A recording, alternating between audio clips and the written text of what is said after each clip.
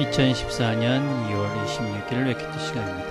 오늘은 동력녀 탄생에 대해서 같이 생각을 나누겠습니다. 함께 듣고 있는 찬송가는 내 주의 보혈이라는 찬송입니다.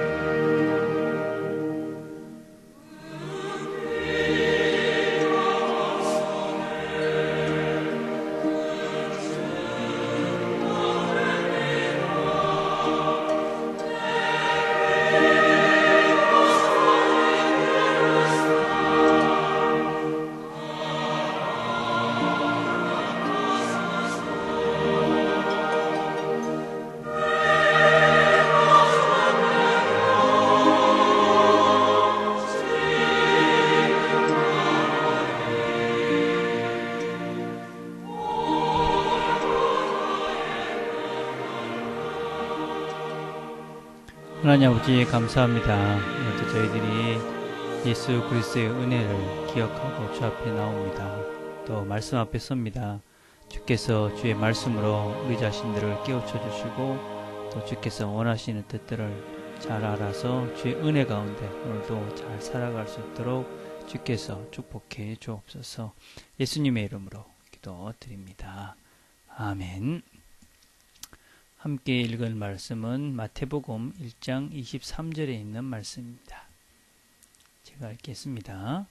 보라, 처녀가 잉태하여 아들을 낳을 것이요 그 이름은 임마누엘이라 하리라 하셨으니 이를 번역한즉 하나님이 우리와 함께 계시다 합니다. 아멘. 오늘 우리가 같이 생각해 볼 것은 소요리 문답 22번.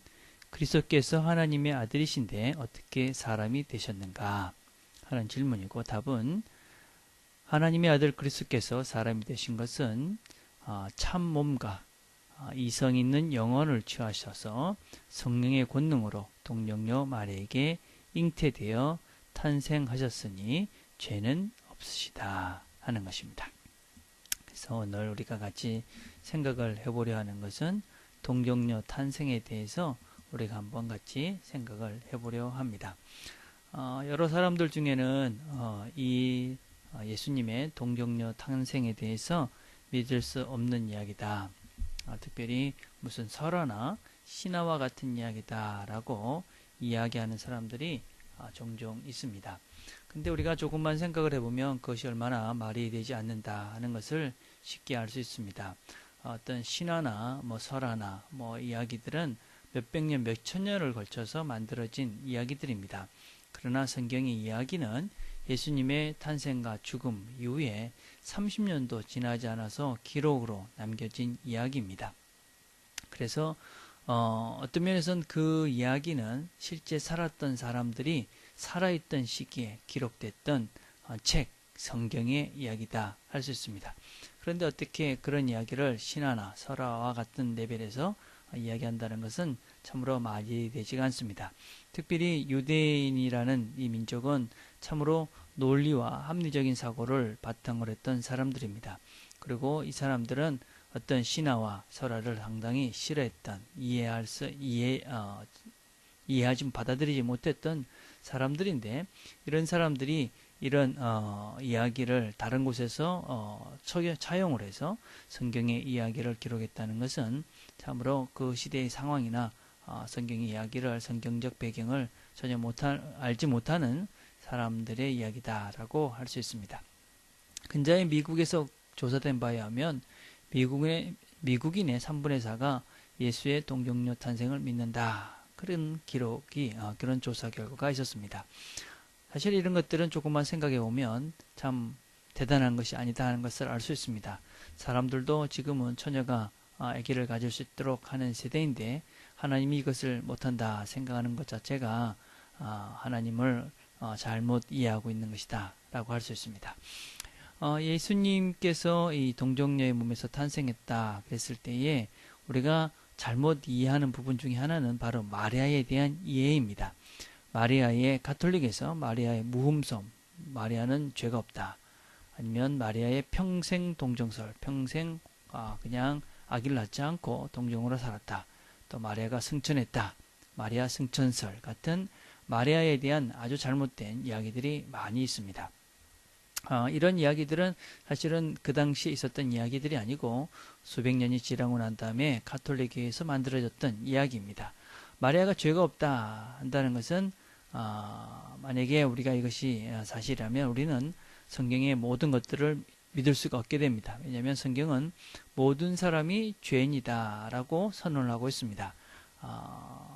죄가 없는 분은 하나님이신 예수밖에 없습니다. 그런데 마리아가 죄가 없는 사람이다 라고 그런 교리를 내세운다면 성경은 믿을 수 없는 이야기가 되어져 버리고 맙니다. 또한 평생 동정으로 살았다 하는 것도 성경에 어디에도 있는 이야기가 아닙니다. 그리고 성경에는 분명히 예수님의 형제에 대한 이야기들이 나옵니다. 사촌도 형제라 했기 때문에 가톨릭에서는 그들은 사촌이다 이렇게 이야기를 하지만 당시 유대인들은 자녀가 많은 것이 하나님의 축복이라고 생각을 했기 때문에 그 축복을 굳이 마리아가 거부할 일이 없었습니다. 그래서 마리아가 평생 동정으로 살았다 하는 것도 옳지 않습니다. 그리고 마리아 승천설 같은 것도 외경에 있는 어떤 면에서는 참 말도 안 되는 여러 가지 이야기들 속에 있는 것을 가톨릭에서 택해서 마리아가 승천했다 그런 교리를 내세우고 있는데 이런 모든 것들은 잘못된 것입니다. 사실 마리아는 하나님의 은혜를 입은 자입니다. 그의 순종과 그의 순결한 삶들은 우리가 본받고 존중해야 합니다. 그래서 마리아와 같이 우리가 주의 뜻이면 이루어지리다. 그런 순종의 자세는 반드시 필요합니다. 그러나 그를 신성시하고 그를 하나님과 같은 레벨에서 우리가 그를 바라본다는 것은 어떤 면에서 마리아에게는 어떤 면에서 참으로 치욕적인 마리아를 죄되게 하는 잘못된 일이다 라고 할 수 있습니다. 왜 마리아가 예수님께서는 마리아 동정녀 마리아에게 나셨는가?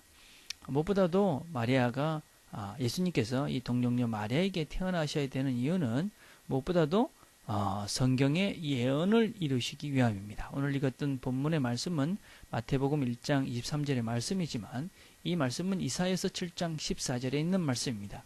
그러므로 주께서 친히 징조로 너에게 주실 것이라. 보라 처녀가 잉태하여 아들을 낳을 것이요 그 이름을 임마누엘이라 하리라. 이것은 예수님께서 탄생하기 700년 전에 이미 이사야를 통해서 예수님의 동정녀 탄생을 예언했습니다. 그렇기 때문에 성경을 잘 알고 있었던 유대인들은 이 예수님께서 이 동정녀 마리아를 통해서 났다 하는 것을 받아들일 수밖에 없었습니다. 그래서 그 예언되었던 그분이 바로 이 예수님이었구나 하는 것을 그들은 쉽게 인식할 수가 있었습니다. 두 번째, 우리가 예수님께서 동정녀 마리아에게 나셨다 하는 것은 성경의 증언입니다. 성경이 우리에게 이렇게 말했기 때문에 우리는 믿습니다.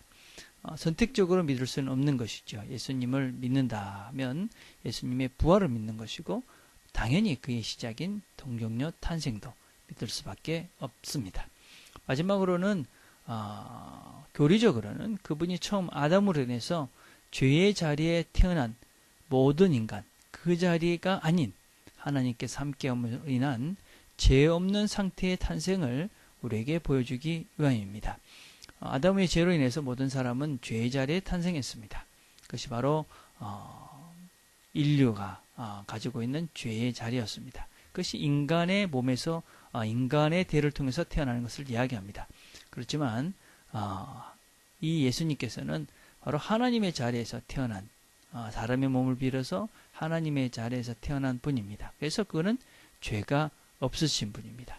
그래서 죄가 없으신 분으로 이 땅에 오신 것을 우리에게 가르쳐 주시기 위해서 그분은 동정녀이신 마리아의 몸에서 태어났습니다. 죄가 없는 분으로 오신 이유가 무엇입니까? 죄가 없기 때문에 다른 사람의 죄를 대신할 수 있는 것이죠. 죄인이 죄인의 죄를 대신할 수는 없지 않습니까? 그래서 그분이 죄인으로서 죄가 없는 분이 죄인으로서 죄인인 우리의 모든 죄를 대신 지시기 위해서 동정녀 마리아의 몸을 입고 이 땅에 오셔서 우리의 죄를 다 대속하시고 돌아가신 것이다 하는 것입니다. 그래서 오늘도 우리가 하루를 살아가면서 그분의 이 은혜를, 하나님의 이 사랑을 기억하면서 이 하나님의 은혜 가운데 하나님의 사랑을 누리며 사는 저와 여러분이 될 수 있게 되기를 간절히 바라겠습니다. 기도하겠습니다. 하나님 아버지 감사합니다. 하나님께서 이 땅에 오여 주셔서 우리의 죄를 다 대신해 주신 것 감사합니다. 오늘도 동정녀 탄생의 교리를 통해서 이 은혜를 다시 한번 기억합니다. 우리가 하나님께서 이 땅에 우리를 얼마나 사랑하셔서 이 땅에 오셨는지를 기억하고 하나님 은혜 가운데 하나님의 사랑 가운데 살아가는 우리 모두가 될 수 있도록 주님 축복해 주옵소서.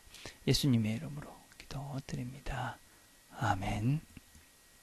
이 시간 우리가 같이 한번 생각해 볼 것은 마리아에 대한 바른 이해를 정리해 보십시오. 마리아가 어떤 교리적인 배경을 갖고 있는가, 또 이 교리를 믿는 것이 왜 중요한가 하는 것들을 한번 여러분들이 생각해 보셨으면 좋겠습니다. 우리가 수요일은 우리가 선교사님들, 주변에 여러분이 아는 선교사님들을 위해서 기도하는 날입니다.